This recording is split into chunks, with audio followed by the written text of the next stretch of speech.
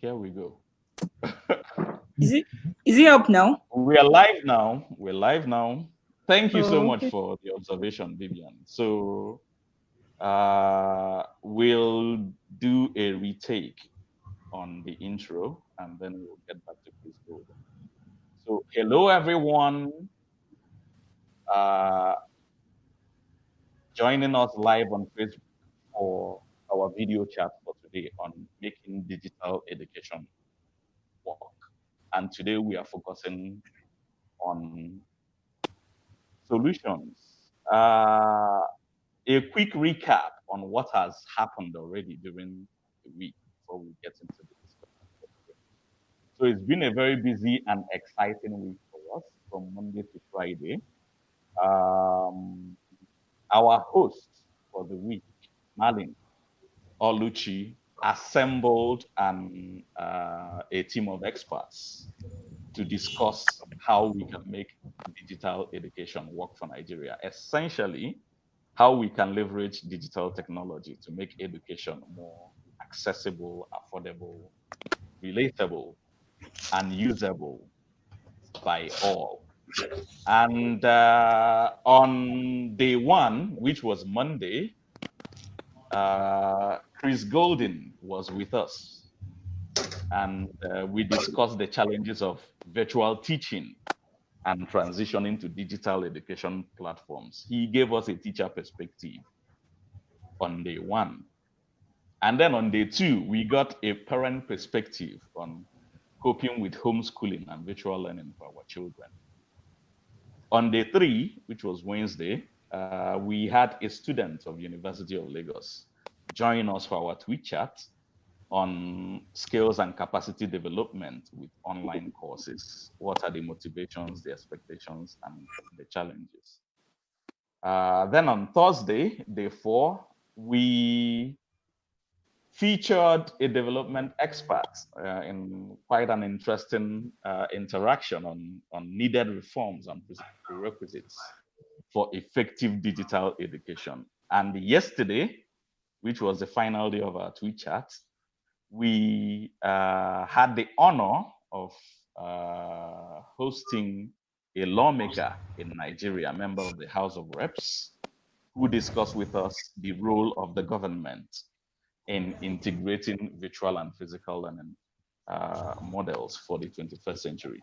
So essentially, what we have done so far from Monday to Friday is to bring different perspectives on digital education and bring experts to weigh in on this perspective. So, what our task here for today is to bring together all the solutions from the tweet chat, from our panel here today, but also from our audience on Facebook.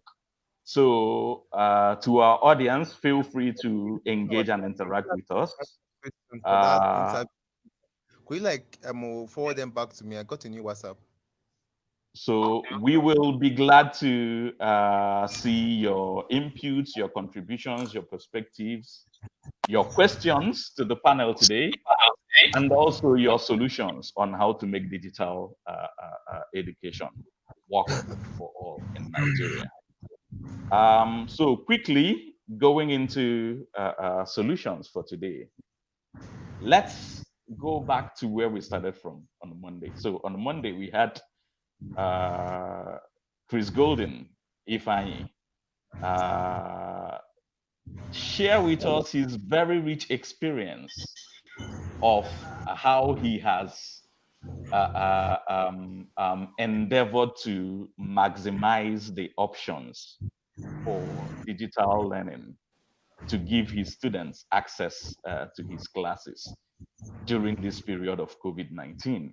So back to you, Mr. Chris, to highlight the key points again on digital education and your key experiences which you want to take forward beyond the COVID-19 era. All right. Good evening, everyone. I'm happy to be online with you guys today. And then, since we're looking at solutions and the steps forward, I I want to suggest something. I think the government plays a very vital role in this because education right now is supposed to be for everybody, and then we know this new methodology, this new pedagogies coming right now is not available for everybody. It's not for the poor people. I would say Nigeria is one of the third world country. I'm sure. So the government plays a vital role in providing um, resources for digital education to be successful. I don't even know where we will start from. We will start from electricity or data because when COVID-19 goes off, when they call off, I hear they're going to call it off by next month, and then people are probably going to be expected back in classrooms. I still don't know how possible that can be, given the whole situation of thing and the panic, the corona panic. But I hope the government comes in because we need them to take us half of the way at least. Thank you, Chris. Following up on that, one of the key issues we examined for the week was the current support that we are seeing from the government at the state levels and at the federal level.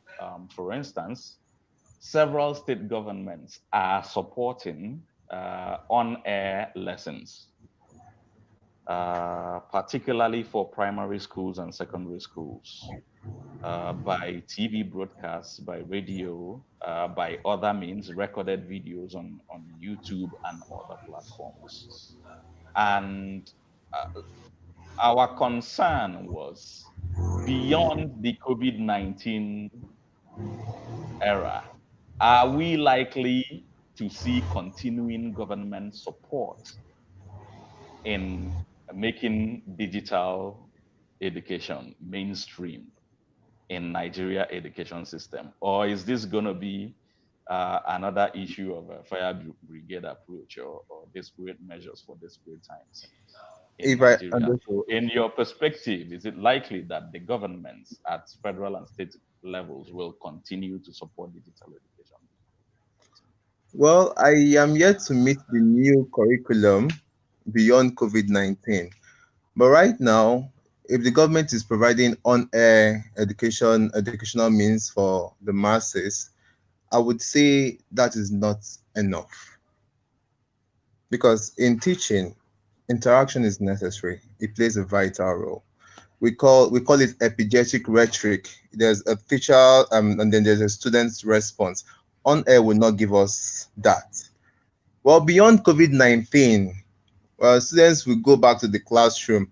I will urge teachers to integrate technology in the classroom as they go back to the classroom now. If there is any way they can educate the students on how to use technology, do their own research, become more independent, do more independent learning because that is our new normal right now. We just have to inculcate it.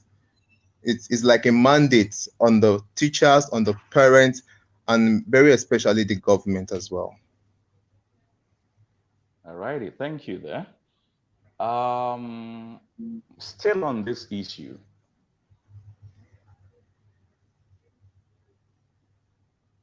it is difficult to imagine a smooth transition to digital learning platforms without adequate preparation, which is exactly what we are forced to do due to COVID-19 pandemic.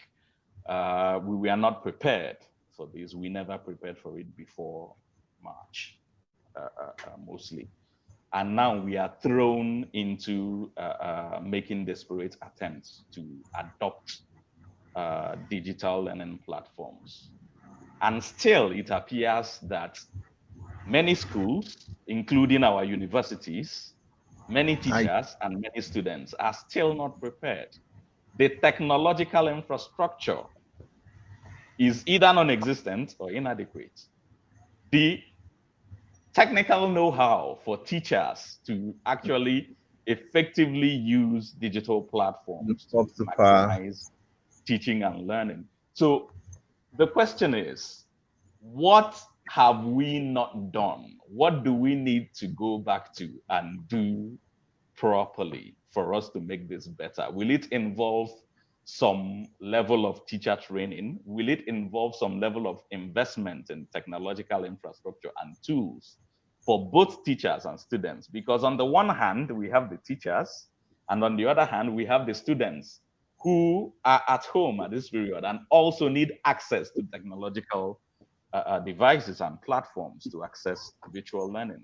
So, what preparatory steps might we have missed, and how can we go back to some of these steps to make the transition to digital learning smoother for us?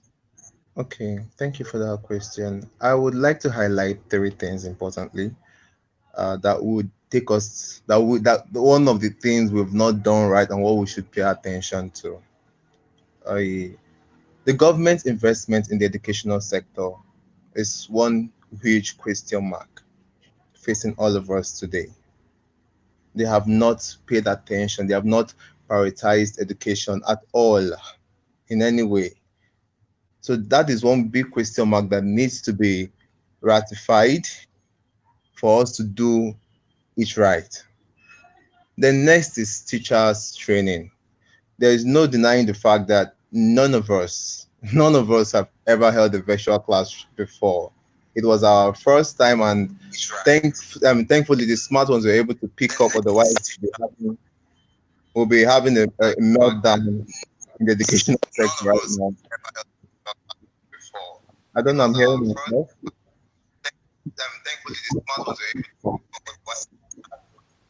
Is it the network? I'm hearing Microphones myself. on mute. Microphones Okay. on mute. I muted Testing. and I just unmuted it right now.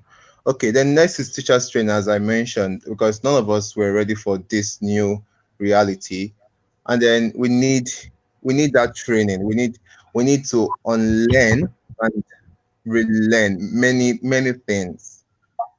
This is a new methodology that just came out, and I can say over 80% of teachers in Nigeria are not ready for this new system. And then finally, the Can we? students. Should I unmute again? No, carry on, please. Okay, and then finally we have the students. I presently in my school we are trying to do something called mentorship. We try to follow up the students after online classroom, call through their parents' phone and ask them their challenges, how they see the online classes, if they'll be able to pay. Basically, it's just to know if they'll be able to pay, and then follow up the students, their progress and their challenges so far. But somehow I feel these students still need to come back to the classroom to be taught more about integrating technology. There is no formal education for them. I mean, there have been no formal education for them regarding WhatsApp, Google Classroom, Edmodo, all the new platforms or virtual classroom and virtual teachings. There have been no formal education for the students, and then these are the people we are hoping to train and educate, and there is no formal introduction for them. I always feel that's a very vital thing. Somehow they have to come back to the classroom, or maybe the on-air broadcast. Somehow they have to be taught how to use technology, how to adjust to the new reality. So those are the three areas: the government investing in education, the teachers training, and also the students' formal introduction to technology in the classroom, basically. Thank you so much. Thank you, Chris.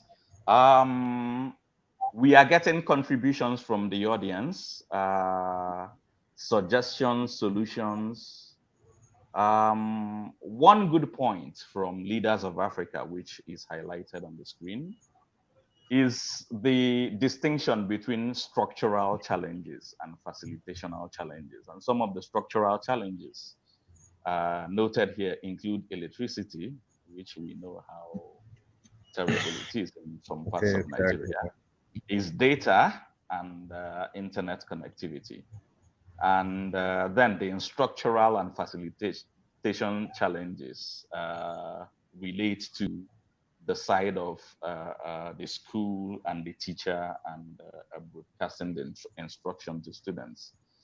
And then Leaders of Africa goes ahead to comment that the instructional aspect can be solved through extensive training. But the training is not there. I'm assuming the training for teachers. Even in countries outside of Nigeria, there are these gaps. Same point which Chris Golden has mentioned, but let me focus on one of the structural challenges they have highlighted here, which is data and connectivity. And I'll throw this to you, Bibian.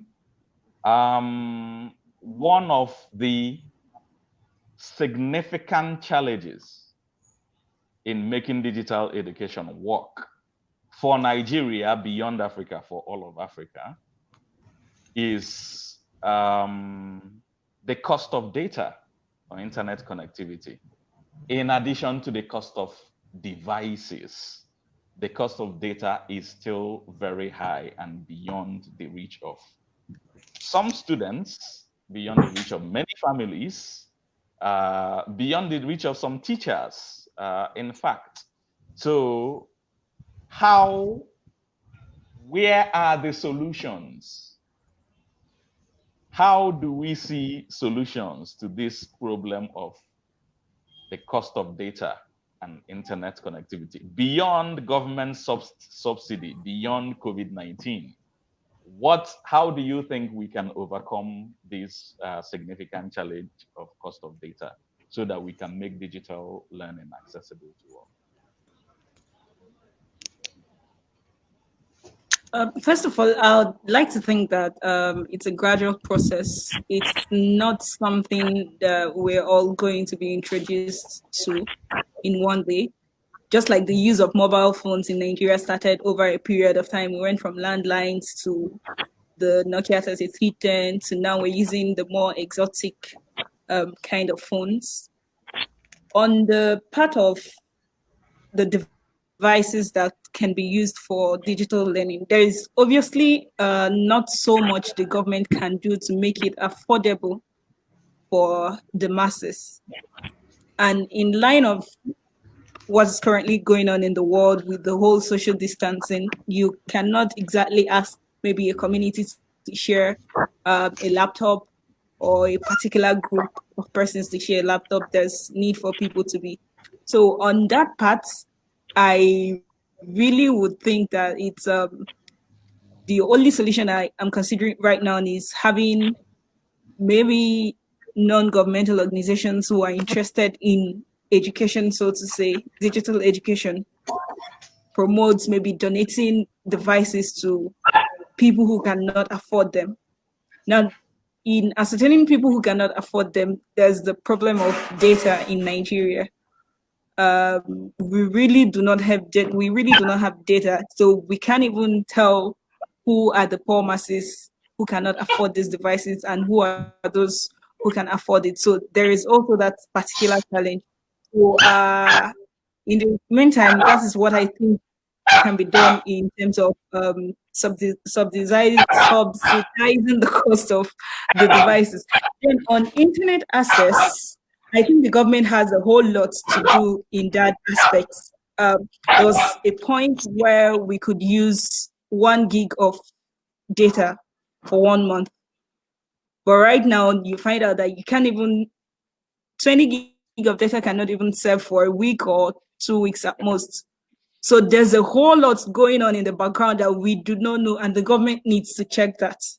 And the cost of running programs such as this, you find out that maybe in less than an hour, this may have consumed about 5 gigabytes of internet, and there's really nothing you can do. Having classes over Google Team or Google Classroom, or maybe having classes over Zoom, is quite expensive.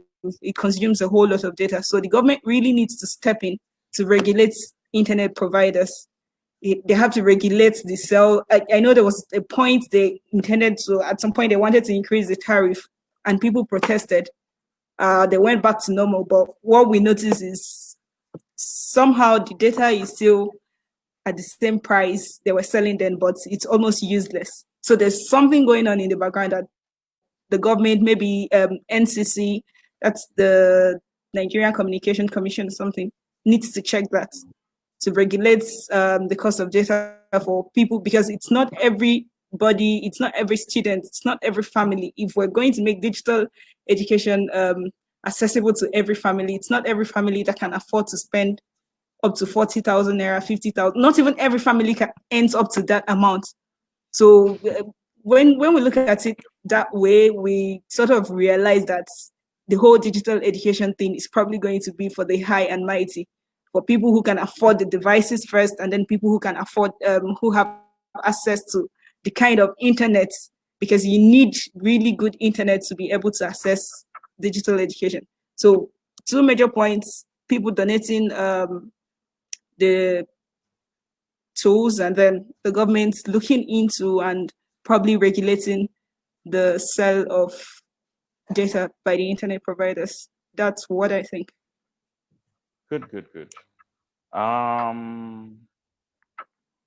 Ifeanyi, on this issue of the high cost of data for uh, teachers, for students, for schools, uh, how do you think we can overcome this in the long term, beyond the period of COVID-19, that government may be subsidizing data on some platforms? How can we overcome this high cost of data and access to internet?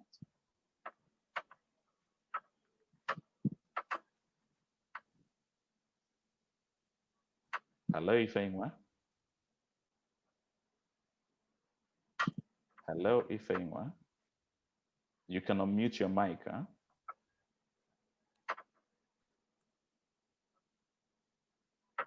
Hello, Ifeanyi.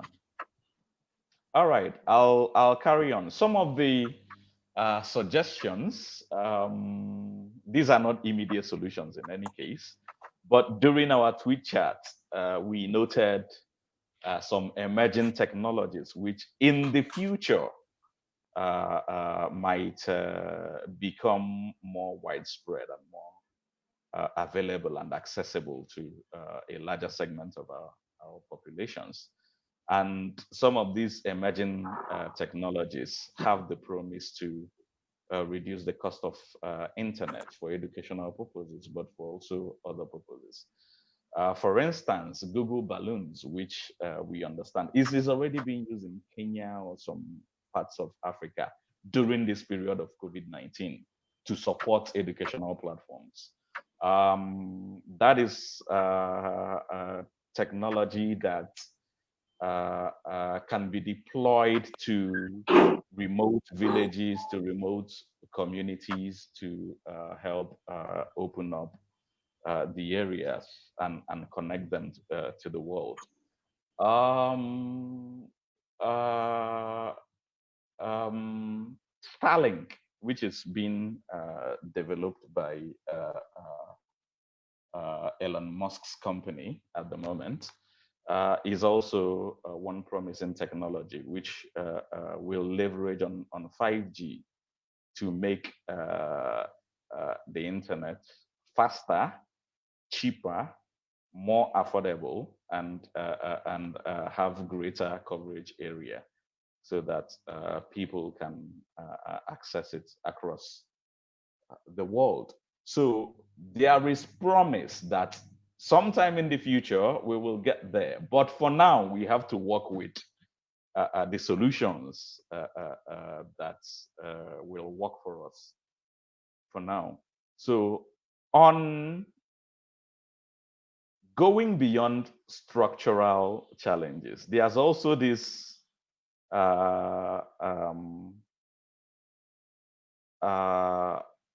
point that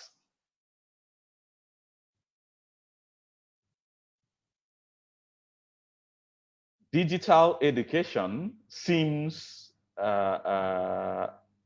to be something we have invented in the place of physical classrooms.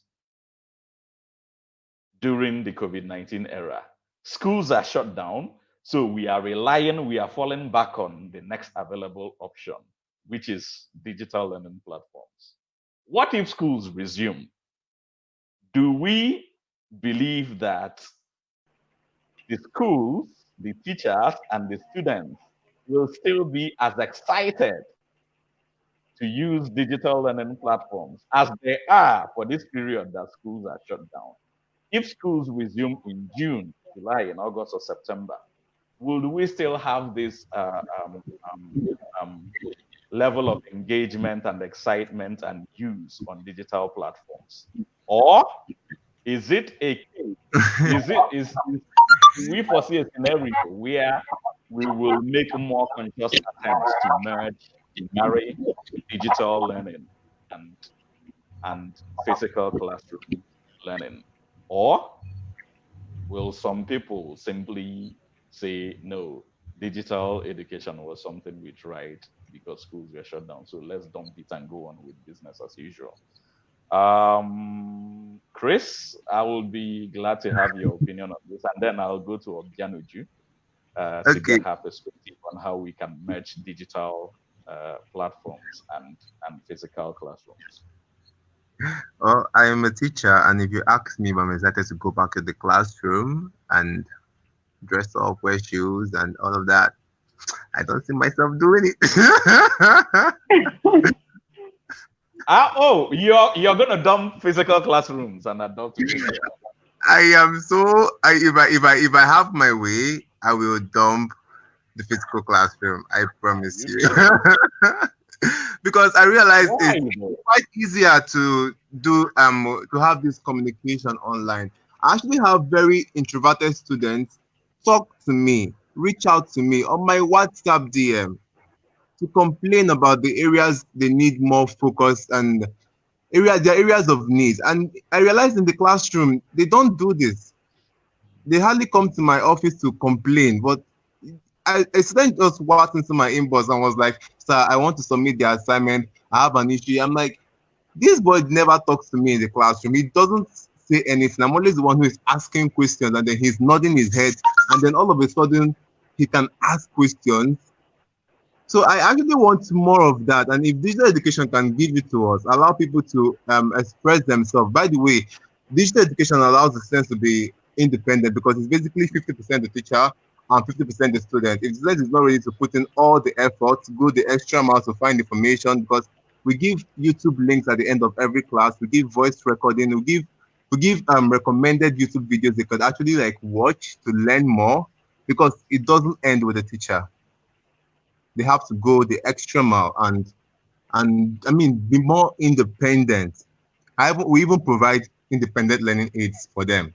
In English language, we have some apps they could download on Play Store and help themselves when they are not in the classroom. By the way, it's now limited to 3 hours basically. 9 o'clock to 12 o'clock. You get all the information you want. And then you expect me to go back to the classroom and do 8 o'clock to 4 p.m. I will gladly decline, sir. I will, I will Seriously. That's an interesting perspective. But some other people may argue otherwise. They may argue that some digital platforms are not as interactive as face-to-face classroom gladly. interface between the teacher and the student, or at least we are not there yet. So, um, coming to you, Ifeinwa, what is your perspective on merging digital learning platforms and physical classroom? How can we make this work for Nigeria, and how can we make it work better beyond the COVID-19 era?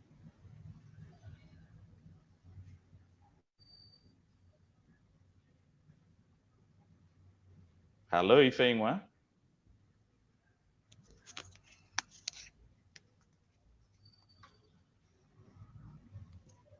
Hello. Is the network hanging on our end? Yeah.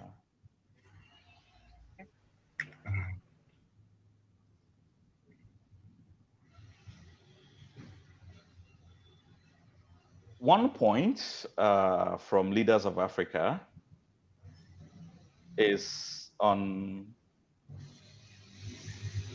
dealing with internet providers or telecom service providers to allow students access to educational website at lowest cost or for free. This is actually happening in Nigeria. I am aware that there are a few platforms that the federal government of Nigeria is supporting, one for higher educational institutions and one for primary and secondary schools. And uh, for students, it is free to access these digital platforms. They don't have to pay for data on the platforms. About 2 weeks ago, we shared the links to these new learning platforms on the EduTrust Foundation page. So that is something that we are trying at the moment. The government, internet service providers, and the creators of these platforms, because these were initially private initiatives, but then the government called them on board to help provide solutions in this COVID-19 era. So currently, we have free or subsidized learning platforms, visual learning platforms in Nigeria. They are working. They are new, so quite experimental, but at least they are working. Now, the thing is, there is no guarantee that beyond COVID-19, the government and the internet service providers will continue to subsidize or make these platforms free to access for everyone. We are hoping that that is the case, but for now, we don't have that guarantee. Um, on the point of creativity, we touched on this on day 3 when we discussed with the student from University of Lagos. Vivian, do you see that? Do you see that giving students access to digital learning opportunities, to vast resources online, worldwide resources from the comfort of their homes or from their smartphones or devices, do you think that it will help in sparking creativity in the students, as different from the classroom education with one teacher standing before the students? So with connectivity, students have access to massive resources from across the world. They can join a class in MIT or join a class in other universities in the world and get really qualitative and rich resources. Do you see any link between that access to global resources and creativity? Because we know that young people are really creative when we make the environment encouraging for them to bring their creativity to the fore. So, do you see any link between digital learning and creativity for young people? Of course, there's a link, but there is also a danger in that. Okay. If we totally rule out the classrooms, the traditional classrooms as we know them, and then have digital classrooms, there's a lot of work to be done by parents who really have work to do, because these students could be prone to lose direction. So if you give me access to internet, give me a laptop or a phone that has access to internet, it's solely up to me to determine what I want to do with it.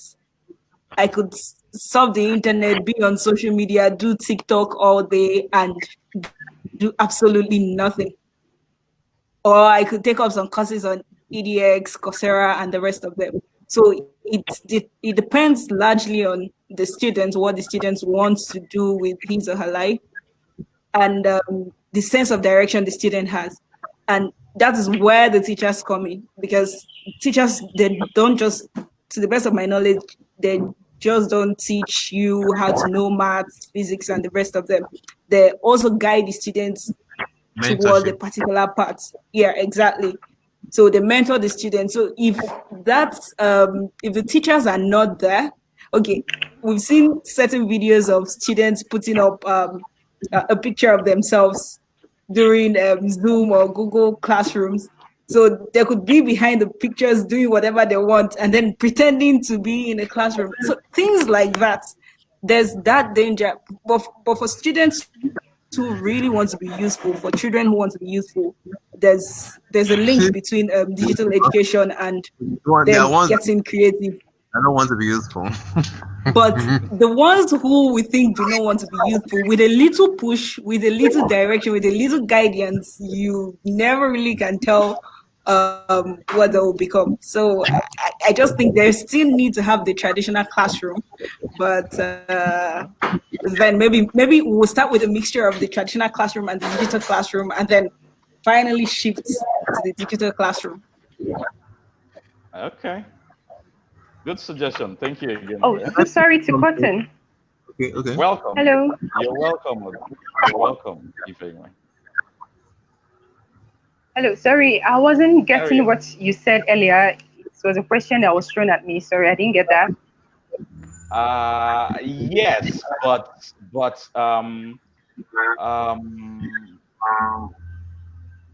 another related question, which I'm throwing open to you and Obianoju. Hello, Ifeanyi. She's dropped off. So to Ifeanyi and Obianoju, particularly for fresh graduates and for early career professionals, online courses, the demand for online courses among fresh graduates and early career professionals is rising very fast. It's rising really fast. So you find many fresh graduates doing online courses to upgrade their skills, to get new qualifications or added qualifications, or to build capacity for leadership or capacity for future roles that they plan to step into in their career path or in other endeavor. So the question to Obianoju and Ifeanyi is, given this potential of digital learning or online courses for upskilling, for qualifications, and for building capacity of young people, do you see digital education as something that you would like to explore further, for instance, for your master's degree or other higher qualification? Would you prefer to do an online master's degree, or would you prefer to have the full school and classroom experience? We are having issues connecting here. So, Vivian. I think we lost Ifeanyi. There is no way I am choosing on. There's a whole lot of distraction. I have over 50 tabs open on my system, and I'm making use of one because I want to concentrate on this. There's a whole lot of distraction. How do you focus? Yeah, there's a whole lot to do, and that's the thing with working from home. I'm doing the normal office work. I still have to keep up with my social life. But I think learning in the traditional classroom, you're dedicating maybe 5 or 6 hours of your time fully focused on whatever it is you're doing. I get that digital classes give you the flexibility. You can try to wake up in the midnight and take your lectures and do all of that. But I think I say prefer the traditional classroom, especially for people who are easily distracted. It's a lot better. It's a whole lot better than What did you digital say? classroom. Maybe a combination of the both. A combination of the both. You don't travel to your school, that's why. For me, if you asked me, any day, anytime, I would prefer the full school experience to online. Exactly, and it goes beyond learning too. It goes beyond classroom learning. Online courses are fantastic when you're targeting a short 1 week, 2 weeks courses for upskilling. That's fantastic. Again, especially for young early career professionals and fresh graduates. For me, the whole cultural experience of being in, okay, imagine for my master's degree, I was in London for a full year. And beyond the experience of being in class, I was a terrible student. Beyond the experience of being in class, right? And daily study. For me, it was the cultural immersion into the life of London. I could go places, explore Well, things, thank you God for know, London. then meet I don't new think anything exciting people, about have Nigeria. rich I want to see again. interactions, learn new things. I was learning every day beyond the school. So for me, the cultural enrichment of exploring a new place, a totally different education system, by the way, totally different from what we have in Nigeria. So for me, that experience of being in school and interacting with other students and teachers was it surpasses anything else for me. So I wouldn't give up the physical experience of being in school or being in school in class to online learning, unless it is for very short courses like 1 week, 2 weeks. Or maybe it's being combined with the Deal with that. traditional classroom. Oh Well, yeah. if you allow me, For me, the physical experience trumps. I I am trying to apply for a scholarship in the University of Johannesburg, and I was asking about their routine given the whole COVID-19. And they said even before COVID-19, they had an online system they called the Blackboard, where students can always go back and pick up assignments, 10 papers. They don't have to be in classroom to get all of that information. That has never happened in any Nigerian tertiary institution. I don't know about that. Yeah. But now, because of the whole COVID-19, they have now decided to make it more official that everybody go back to the Blackboard. It's an online application, get information, and nobody comes to the classroom.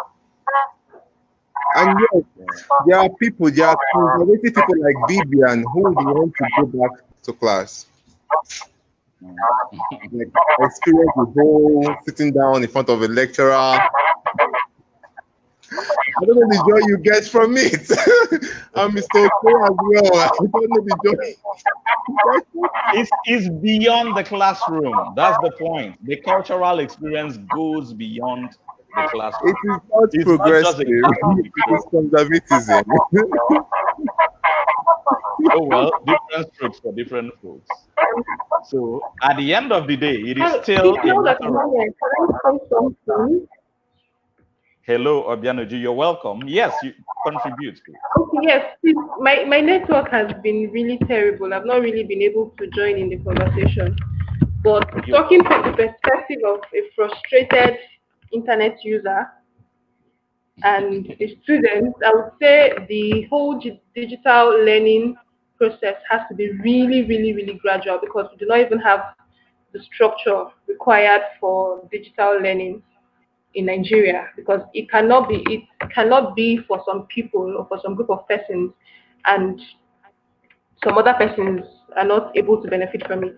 Meanwhile, I'm confused. The whole digital learning, is it just virtual learning or inculcating the inculcating digital skills in our curriculum such that students are taught digital skills or just the whole idea of having students being taught online because it is one thing to teach students online just like as an education media and it's another thing to have students or pupils learn digital skills from school.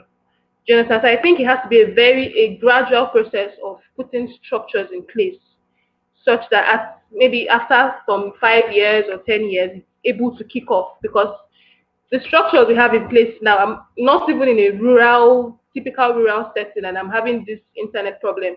How much more those in rural areas who do not even have access to internet connection, they do not have access to data. Data is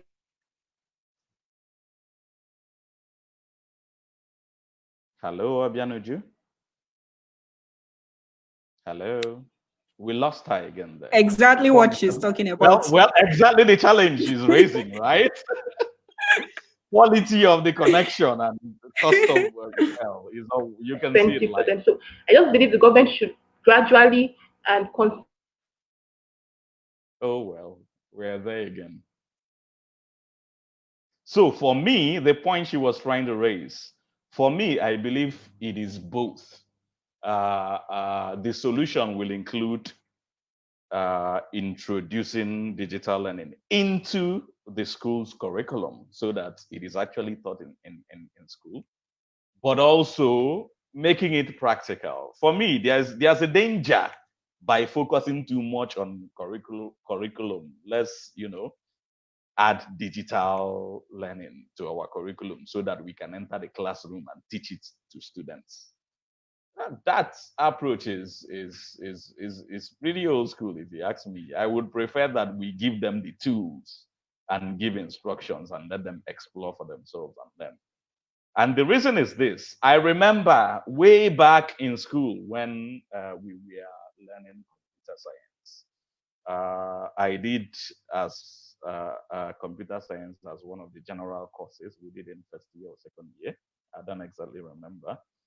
But then we had first semester 101, second semester 102. And I thought that the whole point of the computer science being in the curriculum and being taught to us for us to pass the exam was so that we would get to gain the skills of using an actual computer. But believe me, that entire year, the lecturer never brought, for one day, never brought any computer into the classroom to show students.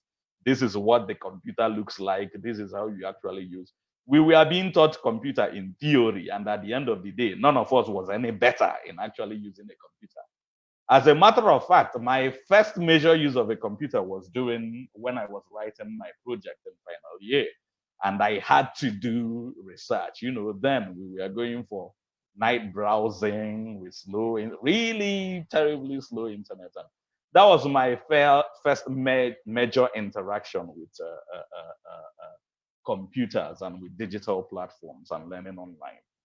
But so the teaching in class from a theoretical perspective, in my opinion, does very little to help in improving our skills of online learning. If we gave the tools, the instructions, and then we brought it to practice, I think that will help a lot more than just adding it to the curriculum for the sake of having a teacher standing in front of the class and teaching digital learning, just like we teach computer science. But that's my perspective anyways. Opinions may differ, and I'll be glad to welcome that.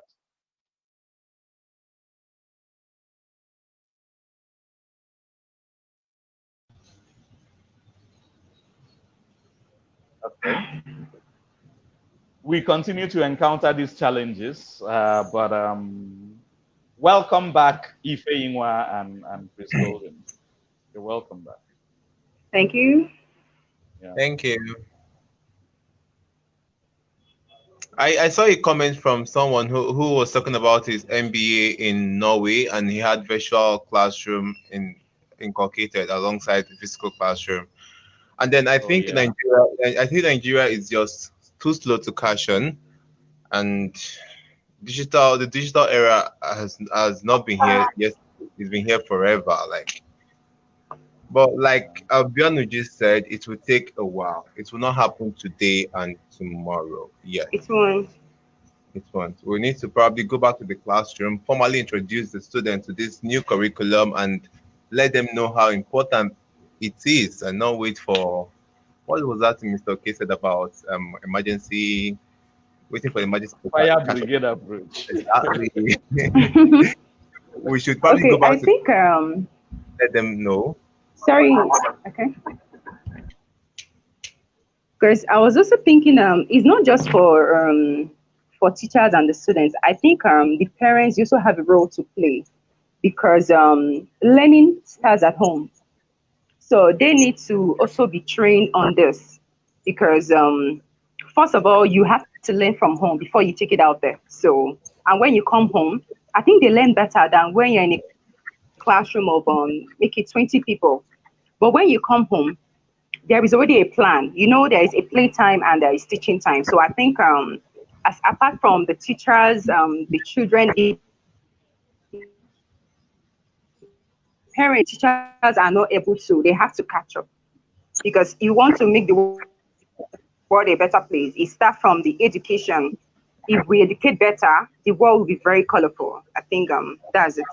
So parents, they need to also put into place.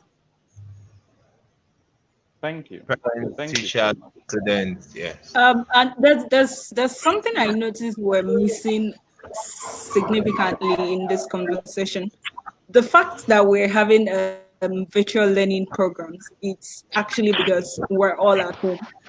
We also have to realize that a lot of parents see schools as a getaway for their children.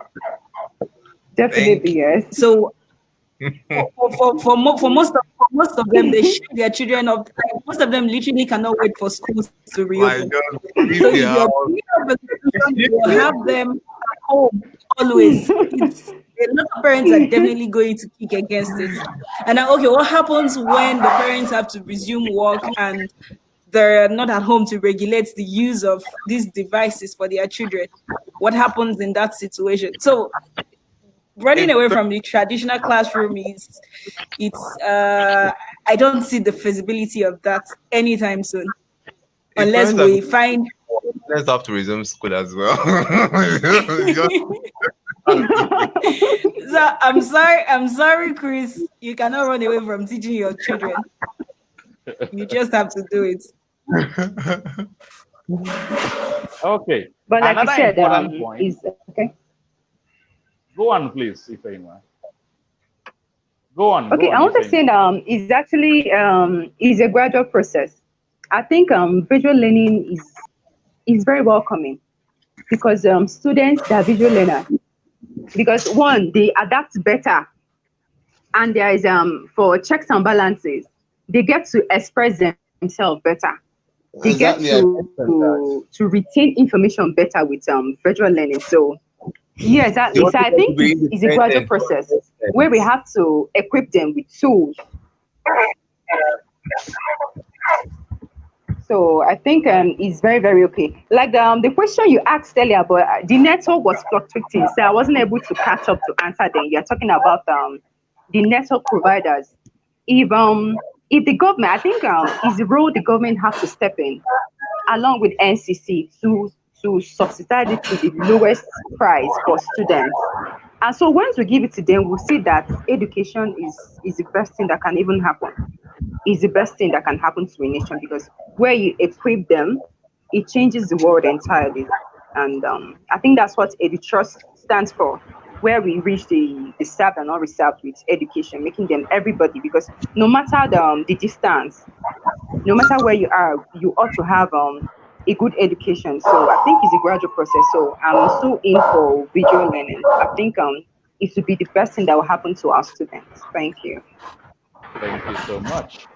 Um, Another important point to consider, this is where we have to consider that, you know, different things work for different people and different methods of teaching Yeah. work for different contexts, right?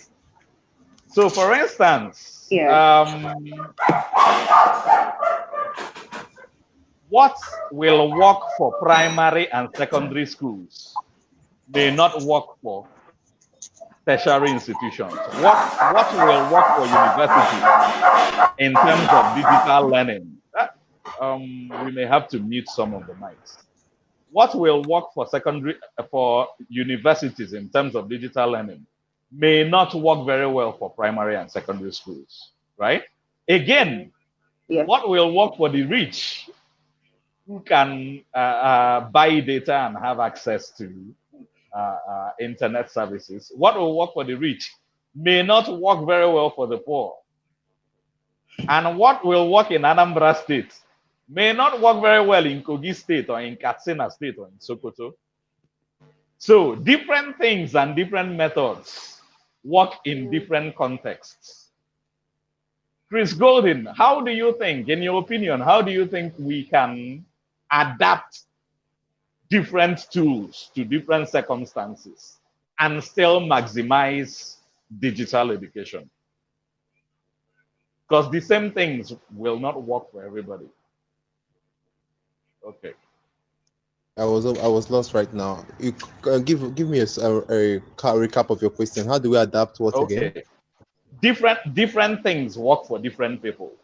Okay. For instance, the same digital technology that will work for primary and secondary schools may Yes. not work for universities and vice versa. Exactly. And Exactly. Exactly. what works for the rich may not work for the poor because the poor cannot Absolutely. buy data Absolutely. and tools. What will work in Enugu State may not work in Sokoto State because they are Yeah. very different contexts. So how can we adapt the tools and still make sure that everybody benefits from digital learning opportunities, knowing that what will work in one context will not We're work not in working everywhere.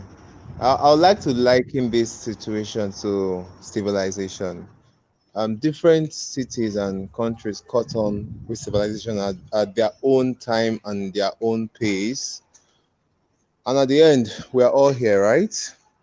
another. Any country that would say they don't know some certain things about some innovative things in society right now, they will be regarded as backwards or something. So I believe we take it at our own pace. Yes. For the primary school, on air on air broadcast might work for them, where they just get to see and then they assimilate. And then for the secondary school, we know they need interactions and feedbacks and all of that. So there has to be a different method for the secondary school. And then for the university and tertiary institutions, something totally different has to be integrated into their own classroom as well. And then we come to the rich and the poor, data, internet availability, and all that. What I'm trying to say is it's not going to happen in a day. It is going to take a while. But if the government and necessary resource people can be providing clues and helps to all these different levels and different categories, I mean, if we can put it as a mandate upon ourselves to provide the necessary tools that we will need, I am sure if we stretch out a helping hand, these people will be able to catch on with the new reality. But it won't happen in a day. That is Thank you. reassuring. Thank you so much. Um, to an area where I believe that many of us are interested in, and I believe the audience will also be interested in getting our views and contributing to this aspect. What is the role of government in? So, what is the role of the government in making digital education work? Because the government, for me, the government has a very important role. It has a central role to play in digital education. And we know that education is the foundation of our society. Improved education, quality education will improve all other sectors of our country, will improve all aspects of our life. So, what investments must the government make to enable us maximize the potential of digital learning in Nigeria? What investments must government, be it teacher training, be it the technological tools, be it subscription data, what investments, both specifically in terms of digital platforms, digital learning platforms, and in terms of funding education better in Nigeria? Because again, if you look at the annual budget of Nigeria, I do not recall that we have ever gotten up to 10% for education in annual budgeting in Nigeria. On the other hand, a significant portion of our annual budget goes to military and security spending, for instance. And some part of our budget goes to non-essential services, which, if you ask me, education is far more important than these areas. So what needs to change from the perspective and actions of the government? How can the government make greater investments in education to make the marriage between digital learning and physical classrooms work better in Nigeria?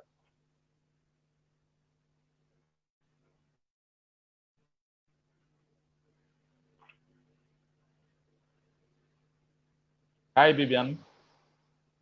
For me, I would think that the first thing would be for the people in power, because when we say government, it makes it look a lot more abstract than it really is.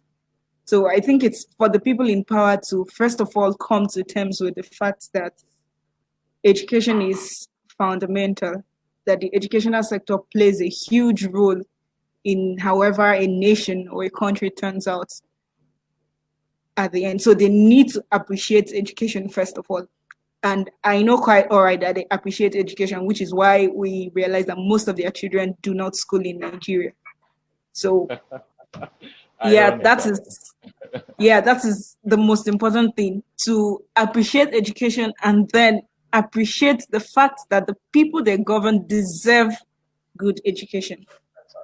So if we come to terms with that fact, if we're able to cross that hurdle, most of the issues we're having are not going to be issues, so to say, because you find out that when someone is interested in the plight of a group of persons, they do everything they think is right to make things right for them. So if you have a government that is interested, I'm sorry for the noise in my background. If we have a government that is interested in the education of the people that govern, so many things will be taken care of, starting with the budgets and beyond the budgets. When this money is disbursed, you find out that the people in power still have a way to embezzle part of the money, and then you find out that even the less than 10% educational budgets that we have still does not get to the people, does not get to the educational sector, so to say. So there's the problem of corruption on our end that is dealing with and making a mess of the entire situation. So that needs to be tackled, and that is a huge problem that I don't think I don't see us conquering it anytime soon. So the moment our government realizes that education is important both for their children and for the children of the people who are not in power, and the people who are in power also realize that they don't have to embezzle the money meant for whatever in the educational sector, I believe we've taken care of a large part of the problem. Because if we're asking the government to do this and do that, there are always wonderful policies on paper. There are a lot of very awesome roadmaps and all of that for the educational sector, but they never see the light of the day. So I think it's a problem we need to solve from the roots, and not just something we'll gloss over, make presents whatever solutions we have. If we do not tackle the problem of corruption in government generally, and the government coming to terms with the fact that we deserve good education, I don't see us going anywhere anytime soon. All right. Still on the role of the government. This is essential. I mean, we cannot. I cannot. I am biased in this area, but I cannot think of a greater role that the government has beyond protecting the lives and property of the citizens. I cannot think of a greater role than education, for the same reasons I gave initially, that education affects all aspects of our life in society. Now, still on the role of government, it is so easy. This is like a ready excuse. Everybody knows this. I know this. You know it. The audience knows this. The problem with Nigeria is not that we don't have the laws and the policies. It's not a matter of adequacy of laws and policies. The problem is implementing the policies and enforcing the laws, including laws and policies on education. So everybody knows that the problem is not that we don't have the laws and policies, but we don't implement them. So beyond this theoretical acknowledgement of what the problem is, what are actually some of the solutions to overcoming this problem? How can we make sure that we better implement and enforce the policies and laws on education? For instance, one example which we discussed with Honorable Iduma Igariwe on Friday, yesterday, was Section 6 of the National Policy for Education. Now, this policy, which was adopted in 2013, makes very good provisions for online learning, for digital education and online learning. Again, the same Section 6 of the National Policy for Education places obligations on the federal government to achieve the goals stated in that section of leveraging online education to make education more affordable and available to the masses. But it appears as if the government actually did very little until coronavirus came. Why did we have to wait for coronavirus to step up our game on digital learning when we had a national policy that addresses digital learning, which was adopted in 2013? You know, we can multiply these examples, but how can we overcome the problem of policies and laws in Nigeria and actually get to start doing things and seeing change happen? Ife Vivian. Okay. Well, thank you so much.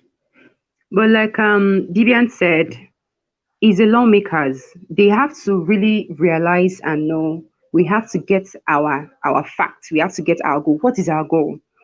And gone are the days when we have a debate, we said between education and between a teacher and a lawyer, which one is more? But we all point it out to is teacher. So it starts from our education. So you get it. So like there's something that Nelson Mandela said, the root of every world is in the education. With education, you make the world a better place. So it's for the government to actually realize it. So it starts from self-realization to know that, okay, fine. What is the problem? We have the problem of infrastructure. We have economic problems. We have electricity to think of if we want to go into video learning. Then it's best for us to say, okay, fine, we are going into research and development in education. You understand? So we have to really get it right and okay, fine. So how do we do it? We have to first equip our teachers, equip our students, know what is in now, in line with sustainable development goal. That's for education is goal 4. You know, United Nations, they place it in such a way that every nation it encapsulates everything. So we have to know that education is solid. Without education, we are not moving forward. If you want the world to be a better place, push it in. When we set our education right, our students, they are better. We come out, it affects in all sectors. So when you graduate, we go into different sectors. You know, everybody's right. So the people that are leaving school, they are living in a good state. We train our teachers with the right curriculum. This is it.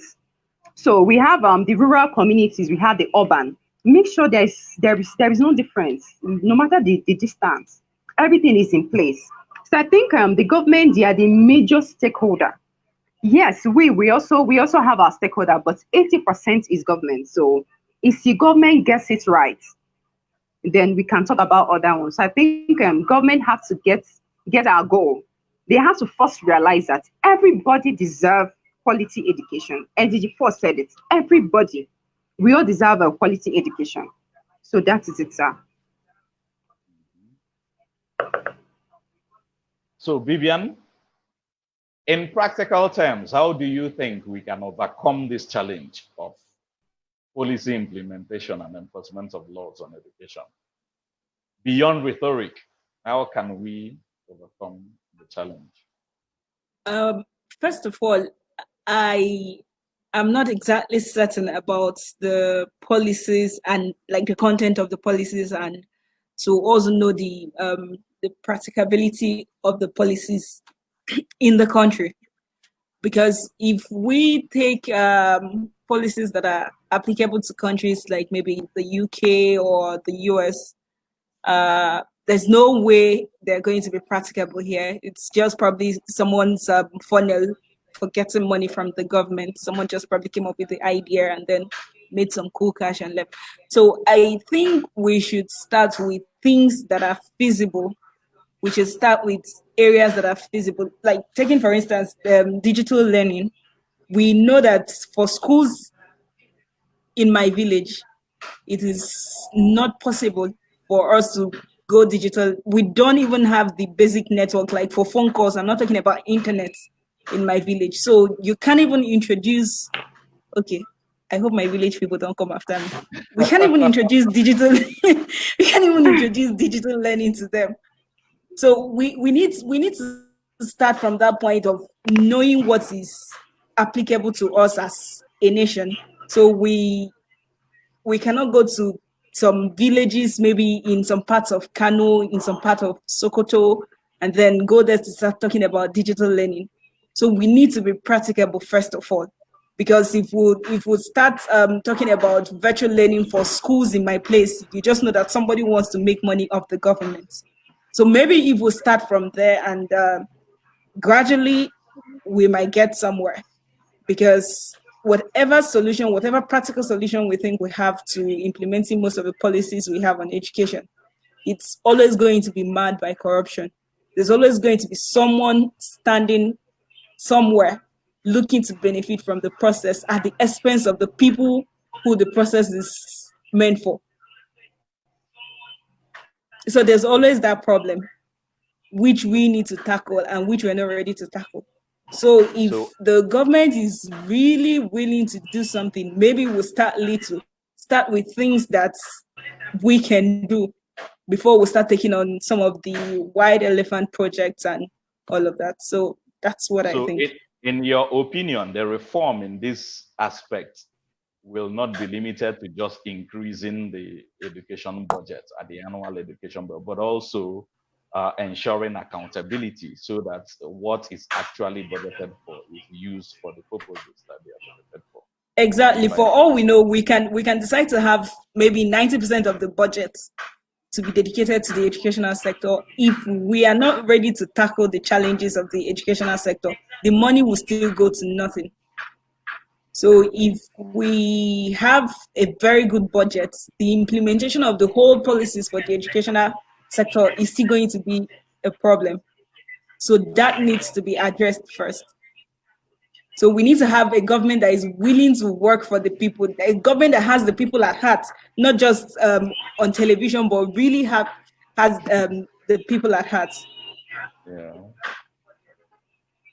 Thank you so much for that.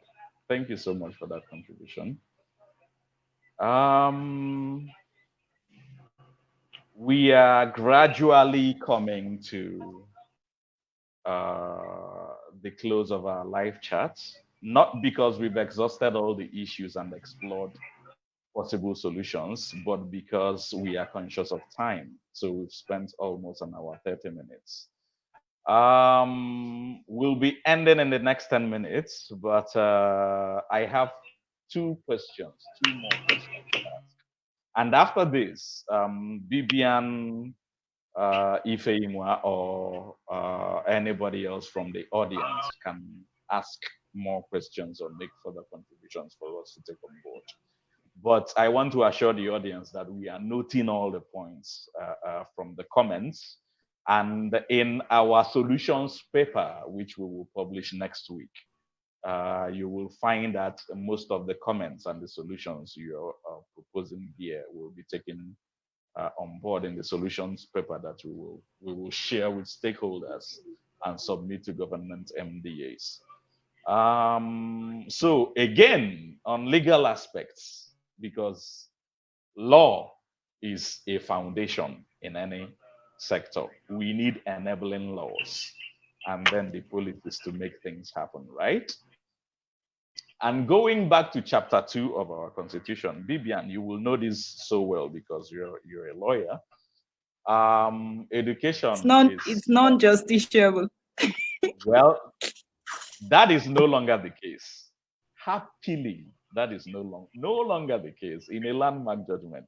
So before 2017, education still is part of what we call fundamental objectives and directive principles of state policy, which is chapter 2 of the 1999 Constitution of Nigeria as amended.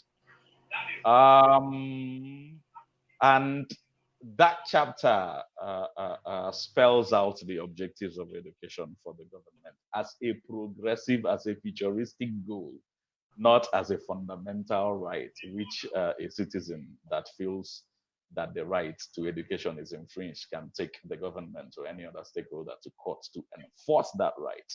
So before 2017, the right to education was not enforceable in Nigeria. As significant and as fundamental as education is, a child that is denied education could not, before 2017, take the government or a parent or a community or any stakeholder or an MDA to court to enforce the right to education.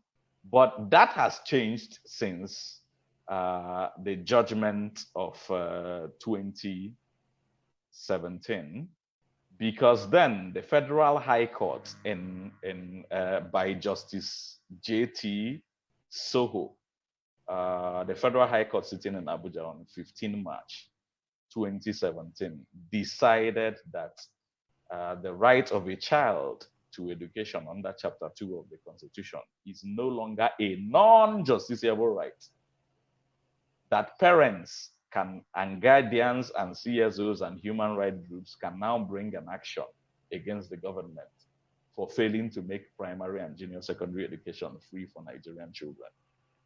Now, it is also important to know that since this judgment in 2017, we still have millions of children in Nigeria that are not in school. Children of school-going age in Nigeria are still out of school.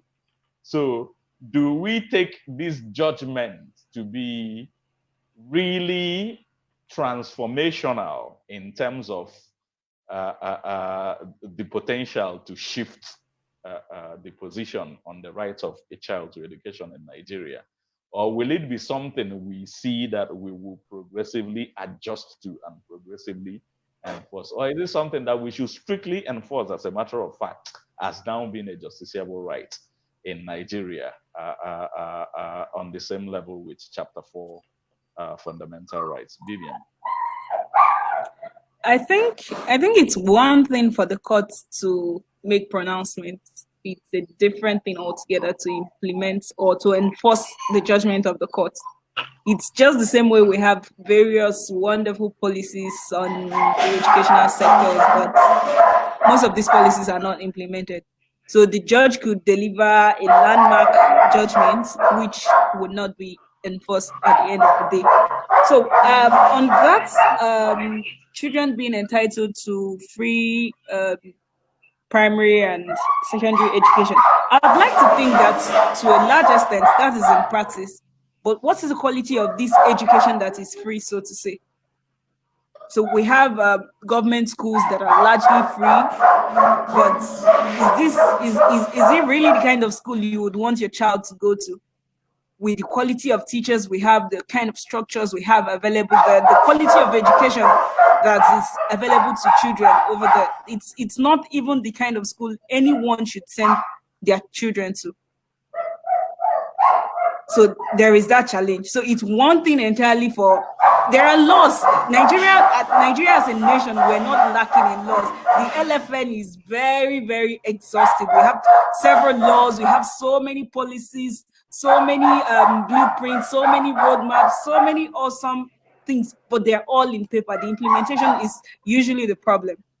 So if the court has delivered a judgment making that part of Chapter 2 justiciable, I think the next thing would be to implement it, and which is basically the work of the executive arm of the government. So it still goes back, no matter how we spin this, it still goes back to the government implementing this. So first of all, we need to improve the quality of education obtainable in our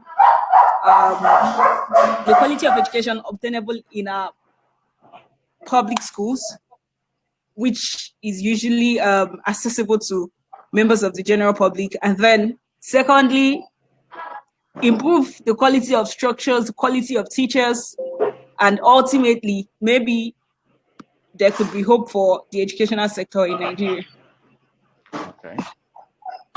So beyond enforcing free education, we need to focus on the quality of the education too. Beyond the Yes, exactly. All right, thank you. Ife Inwa, what is your perspective on this? How can we ensure that the right to education for every Nigerian child is guaranteed? How can we guarantee every child's right to education? Sorry, sir, I didn't get that. This, I lost you. How can Hello? we ensure that the right of every child to education is guaranteed, is not denied? In Okay. Nigeria, for instance, there are millions of children of school-going age that are out of school. There are millions of Nigerian children beyond Nigeria, in many parts of Africa, in many parts of the developing world. There are millions of children of school-going age that are still out of Yeah. school for one reason or another. How can we ensure that the Yeah. right, because these children have the right to education, how can we ensure Okay. that that right to education is not denied to them, that we actually take them back Okay. to school? Okay. I think to actually do that is we have to go to the grassroots.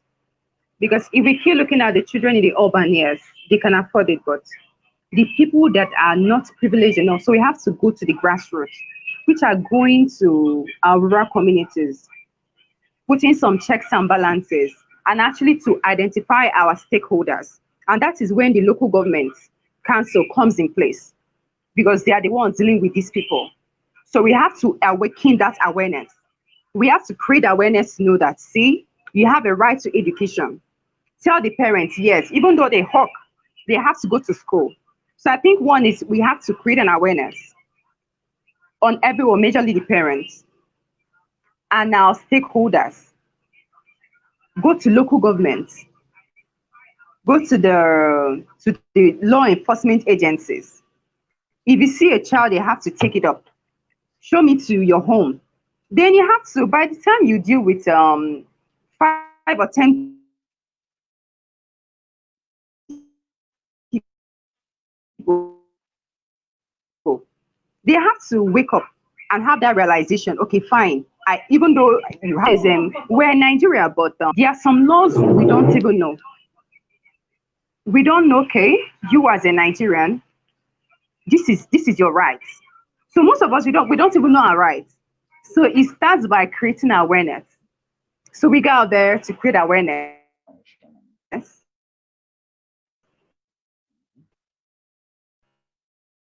There is free education. The government is there for you. So from there, so we have to go to grassroots. They are the major parts and backing it up, sir. So I think that's the best thing, sir. All right. All right. So to wrap up, again, returning to the theme of our week-long conversation, which is making digital education work for Nigeria. Needed reforms. What needs to change? What do we need to do differently to make digital education work for Nigeria? For me, it is more of, how do we better integrate digital learning into our education system so that we can use that opportunity, so that we can leverage the opportunity of digital technology to expand access to education. How can we bring education to more people? How can we take education to more people by leveraging on digital technology? So your final thoughts on the theme, making digital education work for Nigeria? What should we do differently to make it work for Nigeria? Again, I'll start with Ifeima and then Bibian. And if any other member of the panel joins us before we wrap up, then I'll give them the opportunity. So how can we make it work, Ifeima? Your final thoughts.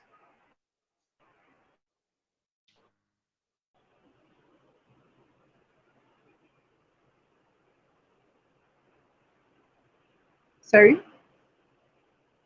Sorry, I didn't get that, sir.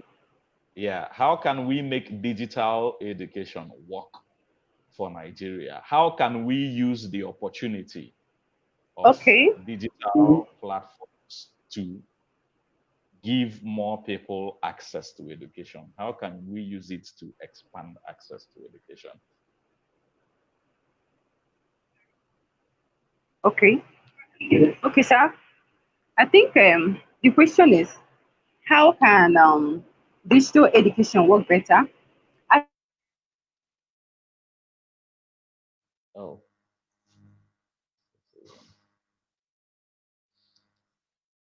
We're still having technical hitches, poor quality.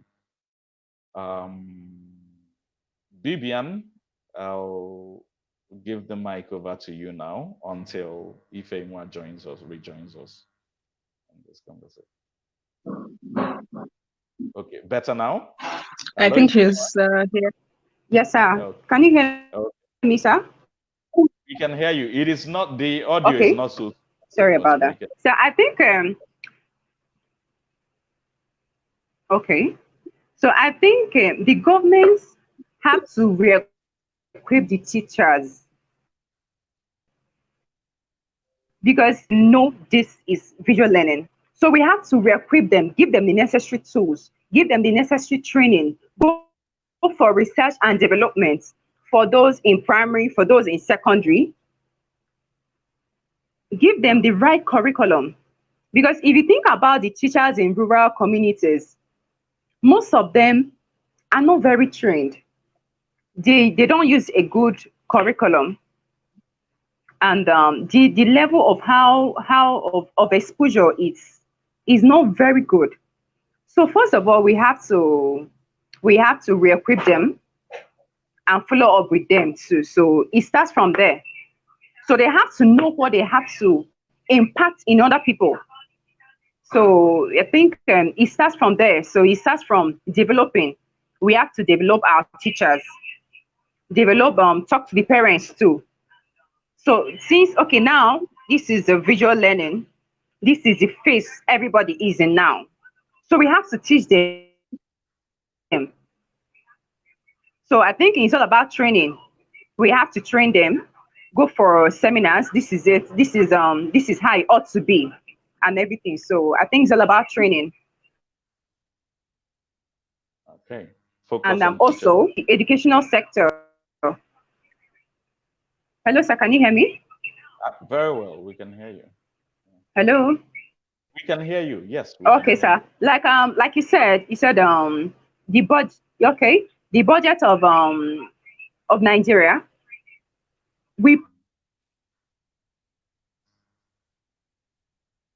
The educational sector is we don't get to use it. It's not very sophisticated. They have to realize that the power of every nation is in education, and it starts with our teachers. When we train them better,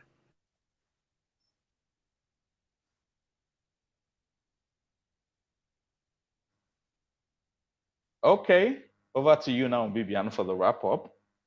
How can we make digital education work better?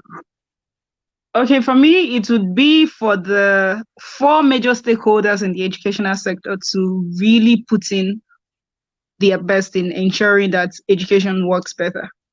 On the part of the students, I think there is a need to sensitize the students on the importance of utilizing the massive information, the massive materials out there on the internet for them. So they have more access to materials than we did while we were in school. So, and there's a need to utilize them, not just to know that they have them, but to also utilize them. And then for the teachers, I believe teachers need to know that teaching is not just any other job that you take up when every other thing has failed, when you've tried applying to so many places and you're not able to get the job, you just decide to start teaching to pass time. Teaching should be a passion. It's something when you look at teachers like Samuel Itodo and Blessing Swanta, you see teachers who are teaching because they are passionate about teaching. They want to impact knowledge on their students. They don't just want to earn salary and get out of the place. So with teachers like that, you find out that whether we're looking at the traditional classroom or the digital learning, students are definitely going to benefit from them. Then on the part of parents as stakeholders, I think parents need to know that education is fundamental, both to the development of their children and to the development of the country as a nation.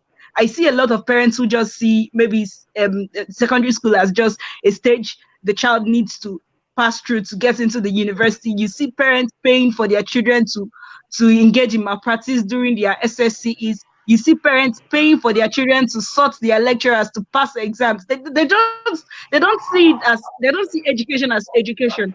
They just see it as maybe a passage of rights for their children to get into another stage of life, and they're willing to do any and everything to get through it. And then the government as a stakeholder, they have a whole lot to do.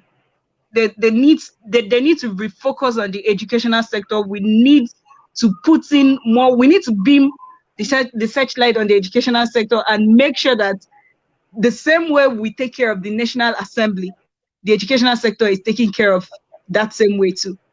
The same way we take care of Aso Rock, the educational sector should even be taken care of more, because if we have youth who are half-baked, if we have graduates who are half-baked and people with little or no education, the Aso Rock is at stake.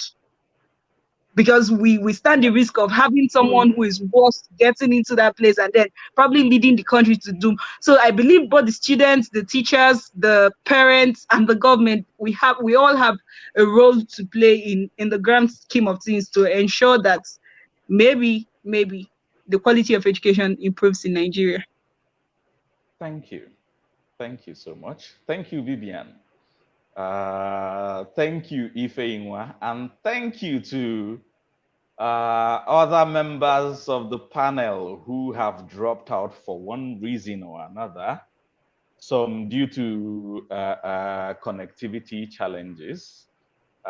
Thank you again to Chris Golden, Ifani, who was with us from day one. Thank you to Obiora Obadibo. And thank you to Obianuju, who dropped out for reasons of poor internet connectivity. And to the audience who has been with us for the past 1.5 hours, we are grateful. Again, your points, your comments, your contributions, your solutions are noted.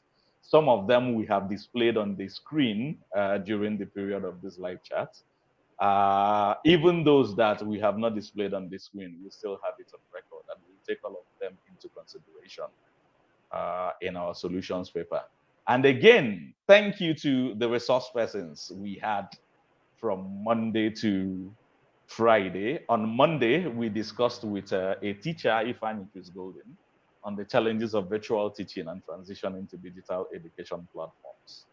On Tuesday, we had a parent, Desola Sosan, who focused, a family life practitioner and a customer service consultant. She's a mother of two.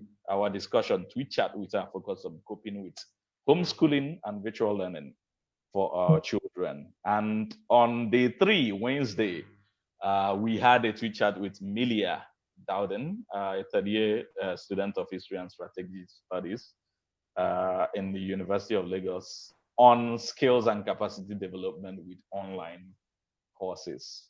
On Thursday, it was the turn of a development expert and founder of Community Outreach for Educational Change, Blessings Wantabonat.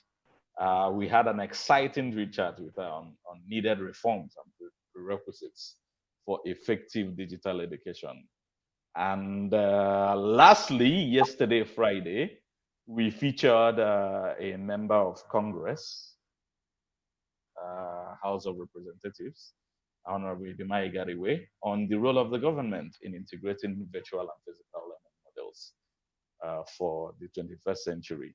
And their perspectives, the perspective they have brought to bear on our discussion, has so much enriched our discussion, both during the tweet chat and for this live video chat. And you will see all of that rich discussion and solutions captured in our solutions paper. So this is where we wrap it up. Thank you again to the audience. And NEPA is already signaling me that it is time to go. Thank you again, Vivian. And to everybody from the EduTrust Foundation family, we appreciate you. Education is everyone's business. Nobody is left out. Every person, every family in Nigeria is affected by education, is invested in education in one way or another, at one level or another. So education is not just the business of the government or the business of teachers or the business of NGOs or the business of one stakeholder or another. Education is everybody's business, and you too are a stakeholder. So keep supporting education, keep supporting EduTrust Foundation, keep supporting our activities, our projects, keep supporting other partners in education and people who are working to promote access to education in Nigeria and across the world. Thank you for joining us for this live broadcast. We appreciate you.